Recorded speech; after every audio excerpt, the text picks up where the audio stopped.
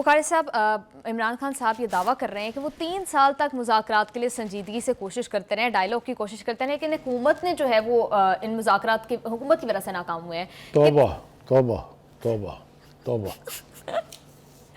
हुकूमत के साथ मुज़ाकरात की एक मरतबा कोशिश की गई थी, वो भी कौमी असम्बली के स्पीकर की तरफ से, जब डायलॉग शुरू हुआ जिसके 3 राउंड हुए और जब मुआहदे पर दस्तखत करने के लिए वो टैक्स लेके गए बानी साहब के पास, तो उन्होंने जेल से पीछे से लगामे खींच के उसको सबोटाइज कर दिया। इसके अलावा वो सिर्फ फौज से बातचीत करने के लिए इंसिस्ट करते रहे हैं।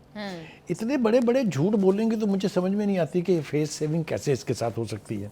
इस एक दूसरा झूठ, हर वो बैरिस्टर गौहर कह रहे हैं कि बानी तो अदालतों के जरिए रिहा होंगे, तो फिर ये हर एहतजाज पर, असम्बलियों में, हर जगह बानी को रिहा करो, बानी को रिहा करो का नारा जो है उसका क्या मानी है। दूसरी तरफ देखें तो वो जो सलमान अकरम राजा साहब जो आज गोया हुए हैं बहुत, वो ये फरमाते हैं कि जनाब इस मुल्क में 26वीं आईनी तरमीम के बाद तो अदलिया जो है वो गुलाम बन गई है, अदलिया, आज़ाद अदलिया का तस्वुर ही ख़त्म हो गया है। उस बेचारे के ऊपर मुझे तरस भी आता है, इसलिए कि उनके नज़दीक अदलिया सिर्फ वो है जो साकबी हो, जो खोसवी हो, जो गुलजारी हो, जो बदयाली हो।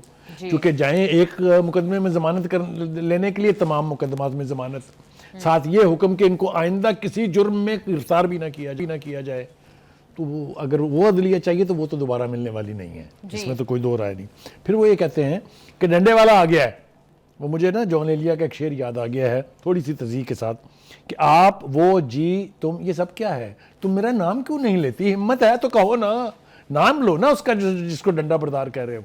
और अगर डिक्टेटरशिप की बात कर रहे हो तो आपकी पार्टी के अंदर वर्स्ट किस्म की डिक्टेटरशिप है कि जब वो बाहर थे तो किसी की मजाल नहीं थी कि सी कर जाए जी। किसी एक आदमी के पास डिसीजन मेकिंग का इख्तियार नहीं था। इसको कहते हैं डिक्टेटरशिप।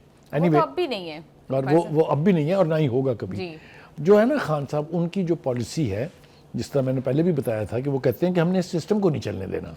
तो मुझे याद आ रहा है एक फिल्म थी पुरानी पंजाबी की, फेरे, उसमें शेख इकबाल का एक डायलॉग है कि कख नहीं रहा मेरा तो तीला नहीं मैं रहने देना तेरा। ये है वो एटीट्यूड जिसके ऊपर चला जा रहा है। ये सलमान अकरम राजा साहब कहते हैं ये तो मौजूदा पार्लियामेंट फॉर्म 47 की पैदावार है, पार्लियामेंट का इस्तेहकाक नहीं, आनी तरमीम करके सदारती निजाम राइज करेंगे वगैरह वगैरह। ओ भाई, अगर ये फॉर्म 47 की पार्लियामेंट है जिसे आप जाली कहते हैं, तो चनकना बजाते हैं वहाँ, छोड़ देना उसको, कर दे रिजाइन, जाए घर। तो कहने का मतलब ये है कि ऐसी गुफ्तगू करें कि आपकी क्रेडिबिलिटी मुतासर ना हो इससे। आपका ये बैक एंड फोर्थ जो है ना, ये बयानात, सुबह कुछ, शाम कुछ, दोपहर कुछ, तो इससे आपकी पार्टी की क्रेडिबिलिटी भी ख़राब हो रही है और ये कोई नेक नामी भी नहीं है जी। ये मैं आपको बिल्कुल ईमानदारी से अर्ज कर रहा हूँ कि जो आंख का इशारा वहाँ से आ जाता है, हर बंदा अपना पहला बयान बदलने के लिए तैयार है जी। वो जब मिलिट्री डिक्टेटरशिप होती है तो उसके अंदर एक इस्तेलाह होती है CMLA, which is chief marshal administrator, but basically that is cancel my last announcement. जी बुखारी साहब, बिल्कुल ठीक कह रहे हैं। Thank you so much for your analysis. Program का टाइम हो गया है खत्म, हमें दीजिए इजाजत, आपसे मुलाकात होगी इंशाल्लाह कल। अल्लाह हाफिज़।